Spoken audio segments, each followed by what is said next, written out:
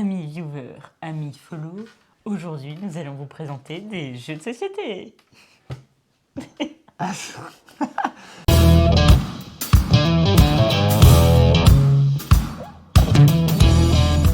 Aujourd'hui nous allons vous présenter des jeux de société avec des poses d'ouvriers. Mais qui en plus vont reprendre un petit peu certains concepts qu'on a vus dans les 2 premières vidéos. C'est là où c'est... Tue cette mouche. Je sais pas où elle est.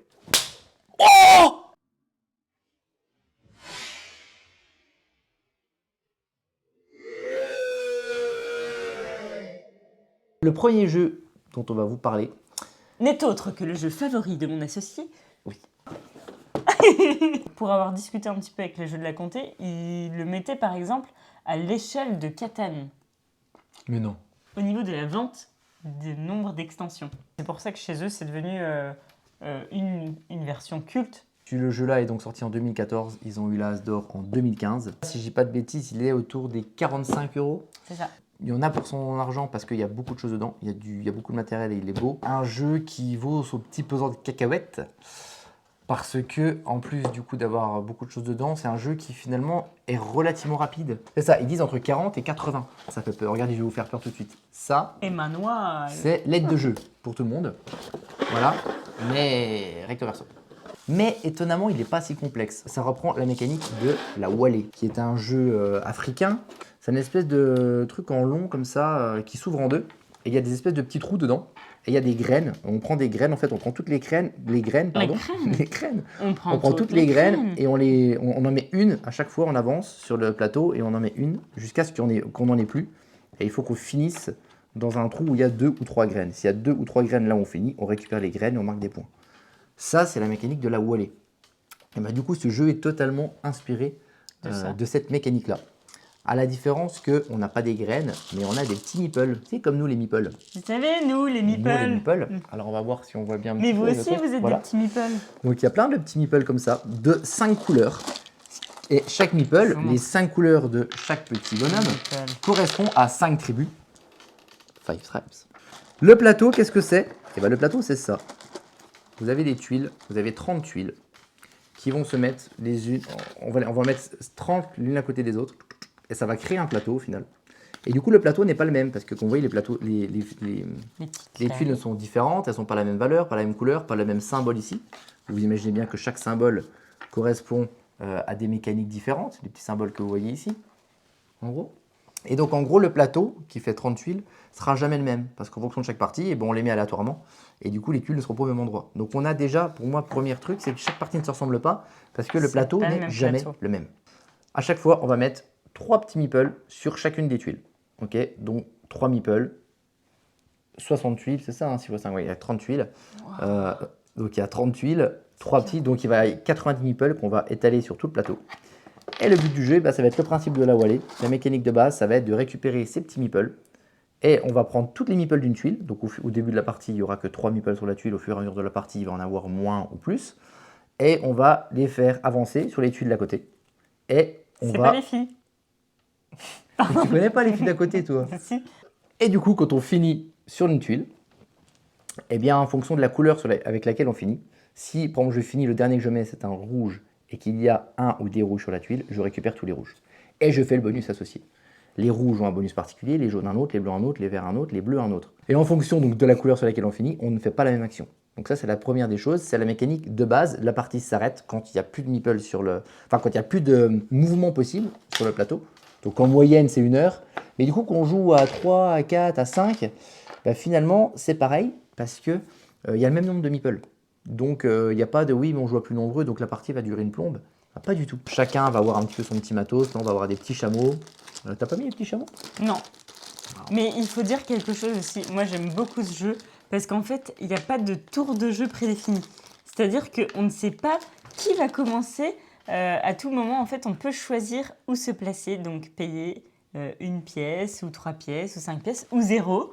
Et du coup, si on est le premier à choisir, on a quand même possibilité de mettre pas mal d'argent, ou alors de se faire contrer, et ça, c'est quand même trop rigolo. Moi, ce que j'apprécie énormément dans le jeu, c'est qu'il est ultra facile. On peut gagner tellement de points de différentes manières qu'il n'y a pas une manière de remporter le jeu. Et ça, c'est quand même Non. ultra cool. Tu peux avoir une strat avec les tuiles de couleur, tu peux avoir une strat avec tes palmiers, une strat avec tes palets. Dans ta partie, quand toi tu joues, tu vas jouer parce que tu as pensé à ta stratégie aussi, mais tu peux potentiellement ennuyer. C'est ça, bah, c'est là où il y a de l'interaction. Oui, c'est qu'en fait, tu vas quand même payer pour pouvoir être le premier à jouer, pour pouvoir faire l'action avant quelqu'un d'autre. Si quelqu'un a vu l'action qui était cool à faire, tu vas payer plus cher pour la faire avant lui. Oui. Donc, tout ce qu'on fait va avoir un impact sur ce que peut ou va potentiellement faire ton adversaire. Ça regroupe tout, en fait. Ça regroupe une mécanique effectivement de pause, donc pause d'ouvrier, donc les pauses de petits meeples, mais une mécanique de réflexion et d'optimisation. Et vu que chaque meeple est différent, et ben on va réfléchir chacun à notre manière, on va optimiser chacun de notre manière. Donc en fait, j'ai l'impression que ça, il regroupe tout. Comme tu dis, il n'y a pas d'aléatoire, parce que l'aléatoire est notamment limité grâce à ça. Le matos, c'est super beau. Chaque partie est différente parce que le plateau n'est jamais le même. Donc en fait, en gros, voilà, pour moi, ça frôle la perfection. Et si on résume très rapidement ce que fait chacun des bonhommes, en gros, quand tu prends des jaunes, ça fait des points directement. Quand tu prends des blancs, ça te permet ou alors d'avoir des points directement, ou alors de gagner des cartes jean, comme ça. Donc qui offre plein de bonus différents. Donc c'est pareil, donc c'est encore du matériel. Vous avez les rouges qui permettent d'assassiner. Donc ça permet d'assassiner des meeples qui sont sur le terrain ou qui sont chez les adversaires, notamment les blancs et les jaunes, pour leur enlever des points. Vous avez les verts qui sont des marchands qui permettent de gagner des bonus grâce à ces cartes-là. Et oui, encore d'autres cartes, encore du matériel. Les bleus, c'est en gros un calcul mathématique en fonction de là où tu le prends et combien il y en a autour. Le côté illustration est ultra bien travaillé. Tous les décors sont magnifiques. Le thème est vraiment super bien choisi. Il y a tous ces petits palmiers aussi, ces petits palais qui sont au moment où tu vas poser ça sur les tuiles, qui vont faire plus de points. Et puis ces petits chameaux que j'avais juste avant, c'est des chameaux qui permettent de dire si tu possèdes la tuile ou pas, si elle t'appartient, et donc t'offrir des points à la fin de la victoire, à la fin de la partie. Tout ça, il y a plein de jetons comme ça qui sont les jetons qui permettent des jetons de score. Le jeu est quand même tellement bon et a tellement marché qu'ils ont fait des extensions. Il y a 3 extensions qui ont été faites. C'était en 2014, Five Tribes. Ils ont sorti la première extension qui est ici. Les ruines de Nakala. En 2015. Ils ont sorti une toute petite extension à 5 € en 2016, juste après. C'est juste des petites cartes comme ça, des petites cartes voleurs. On peut voler des choses chez les gens et on peut changer tout ce qu'ils ont. La 3e extension qui est sortie en 2017, donc voilà, en 2014, 2015, 2016, 2017. L'ami Bruno, il a bossé pendant ces années-là sur le jeu-là, il l'a pas lâché. Et qui est du coup l'autre extension qui est ici, c'est ça, voilà, les Caprices du Sultan. Les 2 qu'on a essayé sur les 3 apportent vraiment quelque chose. Le petit côté voleur pour celle-là. L'autre rajoute des tuiles et une manière différente de jouer sur les tuiles. Donc les extensions sont à 20 € chacune. Et donc la petite extension à 5 €. Et donc vous voyez, celle-là, elle n'est pas ouverte. Pourquoi? On va dire un grand merci au jeu de la Comté. Encore une fois. Aude. Ça fait des mois et des mois qu'on la cherche parce qu'elle n'était plus rééditée. Le thème de celle-ci, c'est qu'apparemment il y a une 6e tribu, les violets, qui offre une mécanique différente. Donc voilà, meilleur jeu. Meilleur jeu. Ah ouais, mais meilleur jeu. Voilà, meilleur jeu. Le meilleur jeu. Meilleur jeu. On a fait le tour. 2e jeu dont on va vous parler ce soir. Kailus. C'est un jeu qui est sorti en 2005. 2010. Papé dans le sac de Wings. Tu connais pas? Non. Ils ont fait une réédition qui s'appelle Kailus 1303, qui est du coup sortie en 2019. Donc ça, elle vient de ressortir. C'est un jeu qui est pour les plus de 12 ans, qui se joue entre 60 et 90 minutes. Et qui se joue de 2 à 5 joueurs. Donc celui-là, pour le coup, il est cool parce que si 20 ans après, enfin 15 ans après, du coup, ils ont refait une édition, c'est que ça valait le coup. J'ai vu l'édition 2005, mais comme c'était moche. C'est vrai.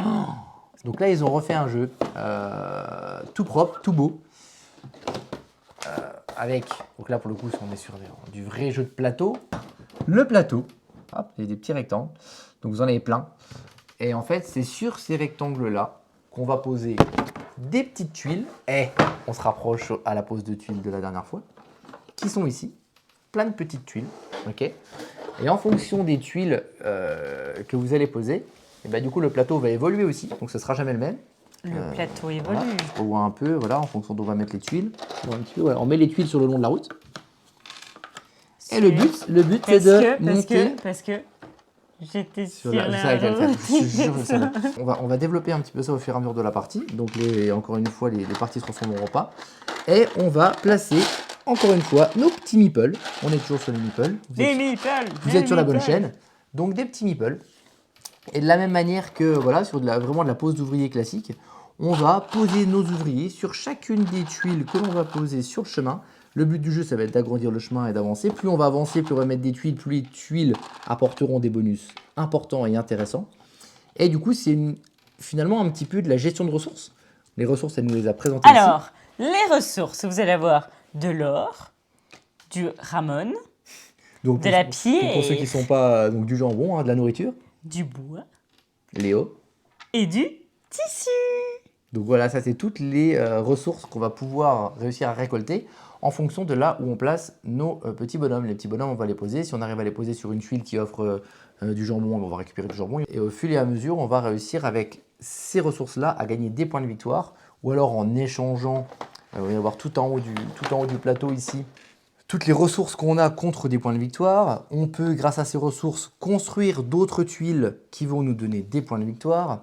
Ces tuiles-là vont nous permettre de récolter de nouvelles ressources et des ressources toujours plus chères comme l'or qui vont pouvoir nous permettre de construire d'autres tuiles qui vont nous faire gagner encore plus de points de victoire. Ou si on pose notre ouvrier dessus, ça va nous... Voilà, c'est un petit peu toute cette interaction-là. Et l'idée, c'est qu'à chaque fois qu'on pose une tuile, les tuiles sont à nous. Donc on a notre petite maison, on va poser nos petites maisons dessus. Par exemple, si là je pose cette tuile ici et qu'elle est à moi, je pose la petite maison au-dessus. Ça veut dire que cette tuile m'appartient. Et donc chaque personne qui voudra poser Personne n'appartient à personne. son petit meeple chez moi, eh ben, il devra me payer quelque chose pour se mettre chez moi et gagner ce bonus-là. Donc se poser, gagner des bonus, c'est cool, mais si c'est nous en plus qui construisons les tuiles pour se poser dessus, nous au moins ça ne nous coûte rien, et si les autres veulent y aller, eh ben, ils doivent raquer. Une fois qu'on a posé les tuiles, une fois qu'on a posé les meeples, eh ben, on avance, on fait les tuiles une par une, et en fonction de quel meeple a été posé, c'est le meeple jaune et quel c'est les jaunes, ben, c'est elle qu'on va faire en premier, après c'est le meeple rouge chez moi, ça va être à moi, et ainsi de suite. Et on avance, et on récolte tous nos trucs, et on fait nos mécaniques. Donc voilà comment ça se passe. L'interaction, eh ben, vous la comprenez, elle est bien présente parce qu'en fonction si c'est toi qui as posé la tuile ou pas, c'est pas la même chose. Et il y a un petit quelque chose, voilà. Et donc cette espèce de petit cavalier là, c'est un petit peu la touche fourbe du jeu. Je trouve que c'est un seul élément du jeu. C'est un petit élément, un petit peu secondaire, mais qui apporte une vraie profondeur de fourberie au jeu. Au début de chaque tour, il va être au même endroit. Et on va pouvoir payer, donc payer en ressources d'ouvriers, pour reculer ou avancer ce petit cavalier. Et en fonction d'où il finit le tour, et ben quand on fera la phase où on récoltera tous nos ressources sur lesquelles là où nos ouvriers ont été posés, et ben on s'arrêtera là où il y a le poney. Donc c'est-à-dire que s'il y a des tuiles jusqu'ici, s'il y a des tuiles par exemple jusqu'ici, et que le poney s'est arrêté là, et ben tous les meeples qui ont été posés là, là ou là pour récolter ces ressources-là, et ben ils les auront pas. Et du coup ils auront perdu leur tour parce qu'il y a eu un des adversaires un peu fourbe qui a reculé le bonhomme pour qu'il ne puisse pas récolter ça. Un vrai côté fourbe, il y a un vrai côté saloperie avec ce truc-là, et qui amène justement cette interaction en plus pour qu'on puisse vraiment un petit peu se tirer dans les pattes. La mécanique de base, c'est vraiment un tour de pose de tuiles, un tour où on va poser les ouvriers, un tour où on va récolter ce que les ouvriers ont fait en se posant, et en fonction d'où a été mis ça, et ben on va jusqu'au bout du petit poney. Et ensuite, on peut, si on veut, vendre des ressources contre des points de victoire en 4e action. Voilà, et ça se passe en 9 manches. Chaque manche se passe de la même manière. Sur ce jeu, j'ai fait 2 parties. La première partie, Marius avait en le monde avec le petit poney. Il était horrible. Et du coup, j'ai pas forcément apprécié. Deuxième partie. Faut pas qu'on l'embête, hein, Blandine. Ça s'était plutôt bien passé pour moi. J'ai fini 2e, donc ça allait. Mais surtout, celui qui a créé la boîte a mis des rangements. Et ça, franchement, j'achète. Bravo, merci de préciser ça, parce qu'il y a tellement de trucs avec juste des sacs, un gros tas et des sacs en plastique et démerdez-vous. C'est quand même pas compliqué de faire ça. Si effectivement le coût de production ça coûte 3 € de plus, ben vas-y, mettez-moi 3 € de plus et mettez-moi la boîte comme ça, quoi. Ça, c'est vraiment cool. Il faut aimer ce côté un petit peu mélange de gestion de ressources et pose d'ouvriers. Au niveau du prix, on est autour de 45 €. Du beau matériel, pas mal de choses, ni trop ni pas assez, on est dans un bon tarif. Bon jeu, moi il n'est pas dans mes favoris, mais je prends quand même plaisir à jouer. C'est un jeu qui vaut 45 €, les gens qui sont assez joueurs, ça les dérange pas de mettre 45 balles. C'est un jeu souvent qui prend un petit peu de temps quand même si c'est pas, voilà, on va dire que l'installation et tout, avec, en gros, vous tablez sur 2 heures. Mais il y en a qui n'ont pas forcément envie de jouer aussi longtemps, il y en a qui préfèrent les petits jeux, il y en a qui préfèrent des jeux voilà, plus rapides et aussi un peu moins chers. Et ben c'est pour ça qu'on a prévu de vous parler du prochain jeu. Je trouve que c'est un peu un mini Kailus. Little Town. Le principe de je pose des ouvriers, je récolte des ressources, mais c'est beaucoup plus rapide, c'est plus dynamique, c'est plus punchy. Le plateau est beaucoup plus petit. On est vraiment sur quelque chose de vraiment beaucoup plus simple. Mais attention, simple, c'est pas forcément un gros mot. C'est plus simpliste que c'est plus accessible. Il est sorti en 2019. Il a aussi fait partie des nominés As d'Or 2020. Vous avez des tuiles ici. Et toutes ces tuiles-là vont être posées sur le bas là. Donc il va y avoir 12 tuiles qui vont être choisies parmi le tas. Donc c'est pareil, chaque partie sera différente, ça dépendra des tuiles. Les tuiles qui seront disponibles pendant cette partie. Vous avez d'ailleurs un plateau recto-verso qui n'est pas exactement le même. Vous avez dont on va parler après, les pierres, enfin les montagnes, les arbres ne sont pas placés au même endroit. Chacun de nous a un petit sachet comme ça. Nous avons tous des petites maisons, des petits meeples, toujours. Donc là, on a vraiment le... D'ailleurs, c'est assez marrant, ils ont vraiment voulu faire l'ouvrier, quoi. Ça ressemble vraiment à un ouvrier. On appelle ça la pose d'ouvrier, on est vraiment sur le petit bûcheron. Dans le jeu, nous avons 4 types de ressources. Nous avons la pierre, en gris, facile. Le poisson en bleu, le blé et puis le bois. Et vous imaginez bien que le poisson il se récolte dans la mare, le bois au niveau des arbres, la pierre au niveau des petits gisements de pierre et des petites montagnes. Et puis vous avez en plus des petites tuiles comme ça, blé, que vous pouvez poser, pareil que vous pouvez acheter et poser. Et en fonction d'où elles vont être, vous allez pouvoir récolter le blé. Et en fait la mécanique elle est toute simple. Vous allez chacun à votre tour poser votre ouvrier sur une des cases et en fonction de ce qu'il y a autour de vous, vous allez récolter autant de ressources qu'il y a d'éléments autour de vous. Si par exemple je mets le petit meeple ici, et ben autour vous voyez qu'il y a de la pierre, un de bois, un de poisson, je vais récolter ça. Si je me mets ici, autour de moi j'ai juste 2 mares, donc je vais récolter 2 poissons. Voilà, c'est pas plus compliqué que ça, on pose nos trucs, on récolte et grâce à ces ressources-là, on va pouvoir acheter des tuiles, les 12 tuiles qui seront posées ici. Vous allez acheter des petites tuiles. Vous avez ici le coût, combien coûte la tuile, combien le rapport de points de victoire au moment où on l'a créé. Hop, on va montrer un petit peu. Donc vous voyez un petit peu du coup, avec la lumière c'est compliqué, le coût ici, recadrer. Les points de victoire à ma gauche, et en dessous vous avez une action. Et donc une fois que les tuiles sont posées, elles ont été construites grâce aux ressources que vous avez récoltées, les petits bonhommes, en plus de les poser comme ça et récolter au-dessus, vous pouvez aussi les poser sur la tuile. Et en les posant sur la tuile, et ben vous gagnez le petit mécanisme qui est écrit dessus. Donc, en gros, c'est un peu la même chose. Des petites tuiles à poser, des petits ouvriers à poser dessus pour récolter les ressources en fonction d'où on les pose. Donc, c'est similaire à Kailus dans la mécanique, mais c'est beaucoup plus simple, c'est beaucoup plus rapide. On a tous, si je ne dis pas de bêtises, 3, 4 ou 5 ouvriers en fonction du nombre de joueurs où on est. Et puis, une fois qu'on a tous posé nos ouvriers, on a fini la manche, on fait 4 manches. C'est une petite partie d'une demi-heure, ça va super vite, très dynamique. Ça c'est juste des petits bonus en plus, on commence tous avec je sais plus 2 ou 3 cartes chacun. Il y a des espèces de petites missions, si on résout la mission on a des petits points bonus en plus, 2, 3, 4 points de victoire. Donc voilà, tout simple, petite tuile, pose ouvrier sur ces tuiles, récolte de ressources, 4 manches, rapide, efficace. On va enchaîner sur le 4e jeu. Pourquoi on l'a gardé pour la fin? Pour plein de raisons. On vous présente, en pleine période, le film est sorti, on vous présente Dune Imperium, qui est inspiré du film. Alors la différence, c'est que le jeu est sorti avant le film, ce qui est plutôt rare, il est sorti 6 mois avant. Donc souvent, vous le savez, quand il y a des produits dérivés des films, souvent ça donne des grosses boosts, que ce soit les jeux vidéo, que ce soit les jeux pour gamins, les jeux de société, c'est souvent du purin. Enfin, le créateur de ce jeu, Paul Denen, je sais pas comment ça se dit, Denin. Il a fait qu'un seul type de jeu, c'est les Clank, si vous connaissez. Du coup, ce jeu-là, c'est pareil. Donc, c'est un jeu de deck building, comme on vous en a parlé sur la première vidéo. Il va allier deck building et pose d'ouvrier. Et le mélange des deux est une petite merveille. Fantastique. Il y a 2 jeux cette année qui sont sortis sur cette idée-là. Il y a ce jeu-là et il y a les Ruines de Narak. On ne vous en a pas parlé parce qu'on l'a eu... en essai par le jeu de la comté, encore une fois. Il est super, il est vraiment super. La qualité qu'il a, le Ruines de Narak, par rapport à celui-là, c'est qu'esthétiquement, il est plus beau. C'est un des petit défaut, un petit bémol de celui-ci. Esthétiquement, on a un petit C'est problème. pas qu'il est, il est pas beau, c'est qu'il est très épuré. C'est ça. Peut-être un peu trop, on trouve très sobre. Alors, il y a des gens qui préfèrent ce Bien côté sûr. ultra épuré. Bien sûr. C'est vrai que nous, on a préféré les ruines de Narak esthétiquement parlant. Mais il manquait un petit peu d'interaction.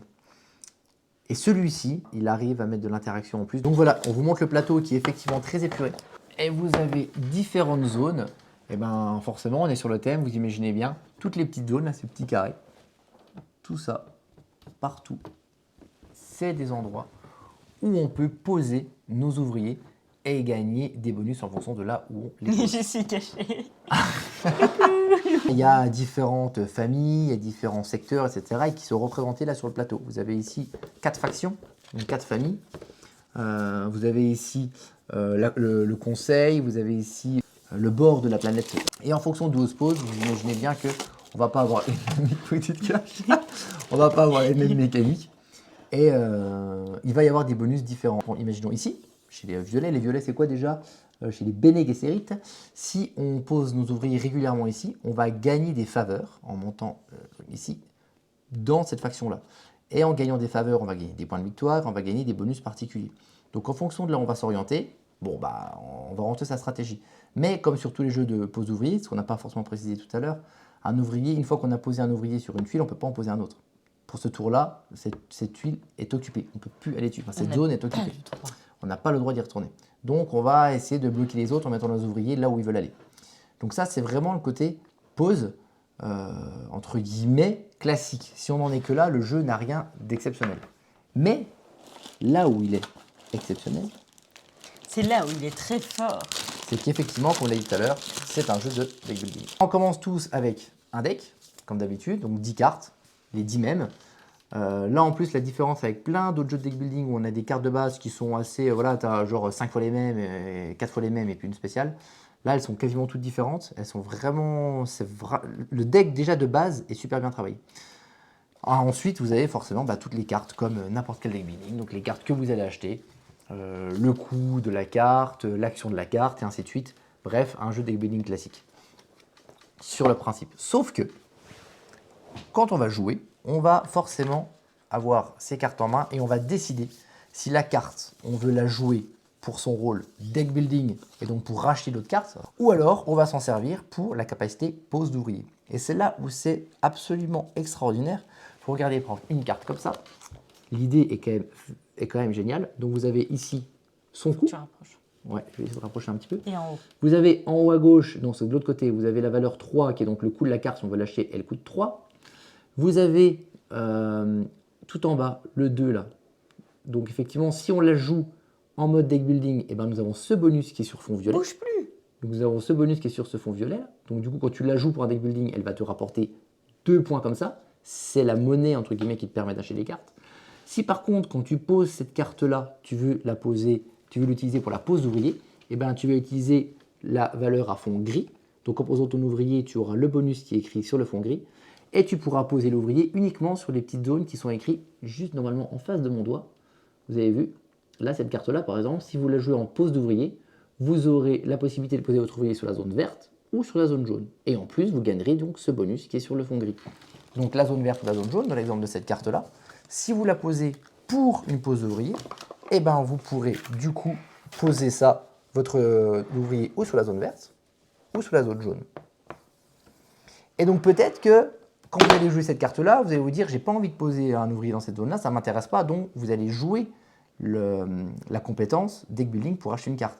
Ou inversement, des fois il y a une carte que vous avez envie de jouer, puis finalement quand vous aviez envie de jouer dans cette zone violette, or vos adversaires ont déjà posé vos tuiles, bon bah du coup vous ne pouvez pas vous en servir pour ça, donc vous allez vous servir de cette carte-là pour acheter une carte et pas pour la pose d'ouvrier. Donc en fonction de ce qui va se passer, en fonction des ouvriers qui seront posés, en fonction des cartes qui seront disponibles, et évidemment en fonction des cartes que vous allez piocher, vous allez décider si vous allez faire ou de la pose d'ouvrier ou de la mécanique de deck building et acheter des nouvelles cartes.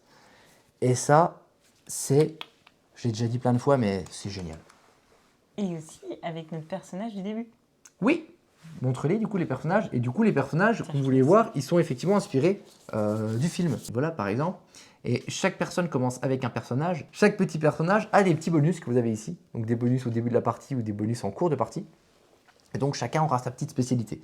Ça reste relativement mineur, ça n'a pas un gros impact, mais suffisamment quand même pour être content d'optimiser son petit perso. Et en plus, à la fin de chaque tour de jeu, vous avez une zone ici qui est une zone de guerre. Et en fait, au fur et à mesure de vos tours de jeu, quand vous allez poser vos ouvriers ou quand vous allez poser vos cartes, vous allez ajouter de l'armée en fait. Donc là, vous avez votre petite réserve d'armée. Et vous allez rajouter des petits bonhommes ici. Et tous ceux que vous allez mettre au centre vont participer à un gros combat à la fin de la manche. Et celui qui a le plus de troupes, et bah, du coup, gagne la guerre et gagne une carte spéciale. Et en fait, chaque manche donc, est représentée par une petite carte conflit comme ça. Et celui qui va gagner le conflit gagnera la première valeur, qui est souvent des points de victoire. Le deuxième du meilleur conflit aura des petites valeurs inférieures, ainsi de suite. Et si vous voyez quelqu'un qui met pas mal d'armées dans sa garnison ou qui est en train de la mettre sur le champ de bataille, eh ben vous allez faire des choix différents. Vous avez la possibilité de poser des ouvriers, d'acheter des cartes. En fonction de ce que vous faites, augmenter ou pas l'armée que vous allez mettre dans votre garnison ou dans le combat. Et à la fin de la partie, à la fin de chaque manche, vous allez gagner des points de victoire en fonction des cartes, en fonction de votre pose, en fonction notamment des factions avec lesquelles vous allez créer des alliances. Et surtout grâce aux cartes conflits qui vont vous donner à chaque fois au moins un point de victoire.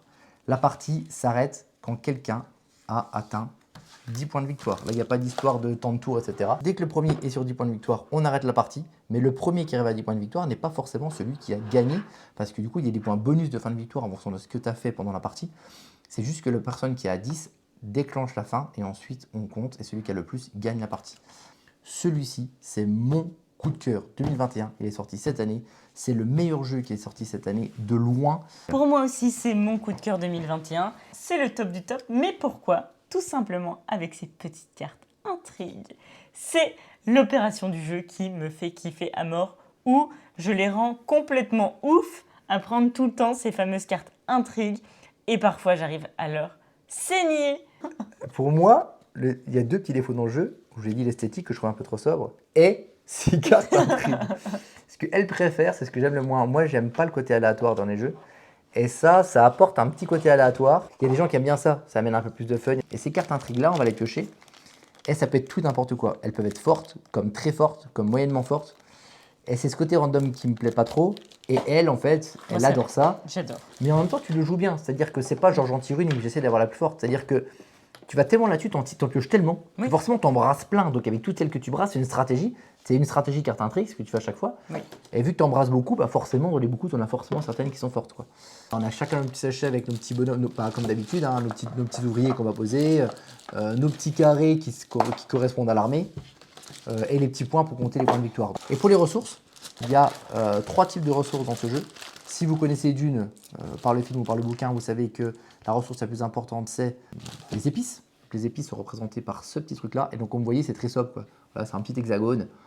Sur les runes de Narak dont on a parlé tout à l'heure, eh ben, c'est forcément, ça aurait représenté une petite épice, quoi. Voilà. Donc c'est un peu limite. Vous avez là, c'est la goutte d'eau. Et puis ici, vous avez les solaris. Donc en gros, ça correspond à l'argent, quoi. Voilà, les pièces. Donc vous voyez que les ressources sont quand même très sobres. Ils auraient pu faire un peu plus beau, mais forcément, ça aurait fait exploser le prix du jeu, qui est une quarantaine d'euros, 40-45 euros. Le prix est super. Et effectivement, alors que les runes de Narak, le jeu est à 65 balles. Donc il coûte 20 euros de plus, le Rune de Narak, parce que un jeu est un peu plus travaillé. Moi j'avoue qu'en tant que joueur, en tant que passionné qui aime les belles choses, j'aurais préféré le payer 10 euros de plus et qu'il soit plus beau. Maintenant ils ont fait un choix d'édition pour que le jeu soit plus accessible en termes de prix, quitte à mettre un peu de côté le côté esthétique pour les ressources et tout ça. C'est un choix, il y a plein de personnes qui trouvent que c'est mieux comme ça permet... Voilà. Et le mélange est super bien réussi. C'est vrai que souvent quand on joue du deck building, on joue une carte pour racheter l'autre carte. Et ces cartes-là permettent d'être plus forts, gagner des points de vie ou taper sous les autres. Là, on achète des cartes qui nous permettent, comme sur un deck building, d'acheter des cartes, mais aussi de pouvoir poser des ouvriers et de pouvoir de gagner des points de victoire de manière super différente et qui n'ont rien à voir avec du deck building de base. Et ben celui-ci, j'ai pas forcément trouvé qu'il était simple d'appréhension au premier abord. Il est tellement riche. Enfin, moi, j'ai adoré jouer à ce jeu. Franchement, et effectivement, pour moi, c'est le coup de cœur 2021 et je ne pense pas qu'il puisse être détrôné. J'ai mis ça c'est pour ta tête. Tu peux placer ta tête juste au-dessus normalement. Si vous avez besoin de conseils sur les jeux, n'hésitez pas à nous écrire. Mais pour les jeux, effectivement, Je suis content, c'est printemps. Je suis content. Merci de nous avoir suivis. Des gros bisous, merci à tous. C'était Dune, Little Town, Calus et Five Tribes. Et aussi, n'hésitez pas à aller liker notre YouTube parce que c'est entièrement gratuit et ça nous fait autant plaisir que sur Twitch. On préfère être live, c'est plus sympa de pouvoir discuter avec tout le monde. On préfère être en live. Des gros bisous.